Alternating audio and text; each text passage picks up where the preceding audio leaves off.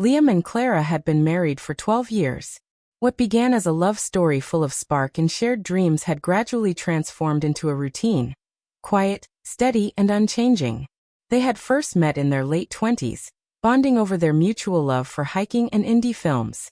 Liam, an introverted architect, found comfort in stability. Clara, on the other hand, thrived on creativity and unpredictability in her work as a freelance graphic designer. In the beginning, their contrasts complemented each other beautifully. But over time, those differences started to create distance rather than connection. Their daughter, Sophie, was 9, a bright, imaginative child who carried both Liam's calm nature and Clara's flair for the artistic.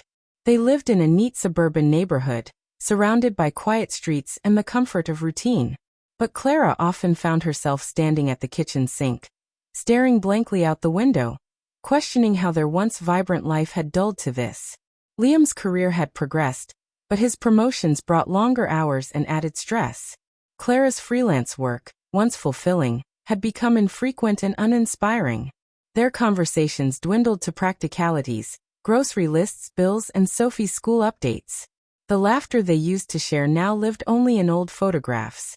One evening over a bland dinner, Clara suddenly slammed her fork down. "Do you even see me anymore?" she asked, voice shaking. Liam looked up, startled and confused. "What's wrong?" "Everything," she said, gesturing toward the cluttered room around them. "When was the last time we actually lived, Liam? Not just existed." He sighed, adjusting his glasses. "I'm trying, it's just work." "Jenna's husband took her to Paris last weekend," she interrupted, eyes shining with unshed tears. "We haven't even left the state in years." He rubbed his temples. "We'll plan something soon. I promise." But Clara didn't believe in promises anymore. To her, they felt like placeholders, something said to avoid facing the truth. 2 weeks later, an elegant invitation arrived in the mail. Oliver, Liam's old college friend, was hosting a rooftop party to celebrate the sale of his tech startup. Clara's eyes sparkled with excitement. "We're going," she announced before Liam could even respond. It had been ages since she looked that animated. He agreed, though reluctantly. On the night of the event, Clara wore a deep red dress she hadn't touched in 5 years. Liam struggled with his tie, watching her. "You look incredible," he murmured. She smiled, but it didn't reach her eyes. Oliver's penthouse buzzed with glamorous strangers and overflowing champagne. At first, Clara stuck close to Liam. But soon she wandered toward the balcony, captivated by the glittering skyline. That's where Oliver found her. "Clara," he said with that familiar grin. Still turning heads. She laughed, but the sound held a hint of sadness. "You've done well, Oliver." "Timing and luck," he said. "Not everyone can play it safe like Liam." That comment hit a nerve.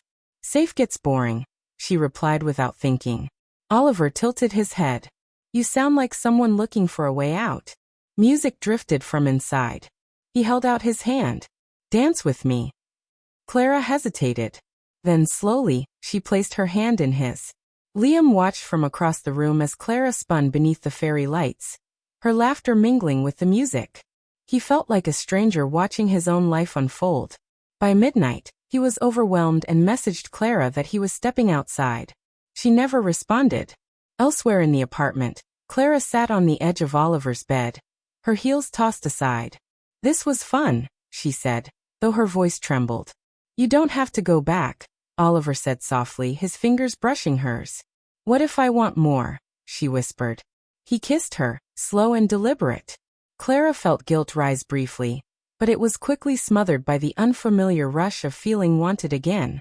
When Liam found her later, she was adjusting her earring near a hallway mirror. "Ready to go?" he asked. She nodded, not meeting his eyes. The car ride home was painfully silent. Liam wanted to ask who she had been with, but instead he said, "Sophie's recital is tomorrow." "I know," Clara replied quietly, staring out the window. The days that followed passed in a haze of awkward silences and withdrawn glances. Liam buried himself in work, sketching late into the night. Clara spent more time with clients, though none of these appointments showed up in her calendar. Sophie picked up on the tension.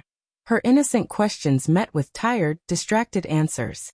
One day, While doing the laundry, Liam found a hotel receipt tucked in Clara's coat pocket. A $300 charge from the night of the party. "What is this?" he asked, trembling as he held it up. Clara froze, then looked away. "It's a mistake." "Don't lie," he said, voice breaking. She didn't deny it. Her silence said enough. Soon, messages from Oliver began lighting up Clara's phone. Late-night texts. Emojis. Inside jokes. She told herself it was harmless, just a distraction. But when he invited her to a gallery opening, she accepted without hesitation. Later that evening, they shared drinks at a dim wine bar. "You deserve more than leftovers," Oliver whispered, tracing small circles on her wrist. "What if this isn't real?" she asked. "Then let's make it real," he said before kissing her again. At home, Liam began putting together the puzzle. He started tracking Clara's absences, comparing them to their shared calendar. Eventually, he hired a private investigator. A week later, photos arrived. Clara and Oliver on a park bench, laughing, her hand inside his coat pocket. Liam stared at the images, numb. That night, he left the envelope on the kitchen counter. Clara paled when she saw it. "Is this why you've been distant?" she asked coldly. He laughed bitterly. "You erased us." A door creaked down the hall. "Sophie." Clara lowered her voice. "I needed to feel alive. You stopped trying. And you stopped choosing me," Liam whispered. The divorce came quickly. Clara moved into a trendy loft downtown. Oliver's idea. She promised Sophie weekends, but the visits became brief and inconsistent. Her daughter's drawings piled up on Liam's fridge. 3 stick figures. One always scratched out. Oliver's interest faded fast. He skipped plans, dismissed Clara's concerns about Sophie, and made it clear that kids weren't part of the lifestyle.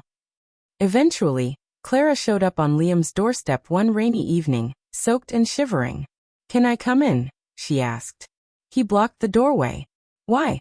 "I miss her." "I miss you." His jaw clenched. "You don't get to miss us now." Time passed.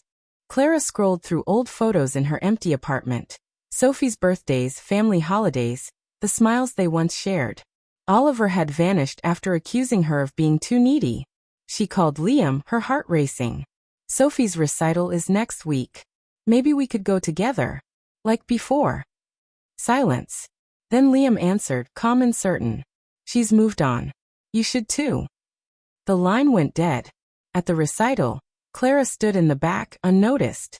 From the stage, Sophie beamed at her father. When their eyes met, Sophie's expression faltered. Clara left before the applause ended. Liam focused on rebuilding. He and Sophie spent weekends painting, sketching, laughing again. One night, while coloring her room sunset orange, Sophie asked, "Does Mom hate us?" He knelt beside her. "No, sweetheart. She just forgot how to love us." Clara wandered through meaningless dates and late-night loneliness. The men came and went, none stayed. None wanted more than a moment. One cold morning, she stood outside Liam's home, watching smoke drift from the chimney. Sophie waved from the window. Her small hand pressed to the glass before she disappeared inside. Clara turned away, the full weight of her choices pressing down, cold and permanent. While Liam discovered peace in simplicity, Clara was left with echoes and regrets, an emptiness only she could carry.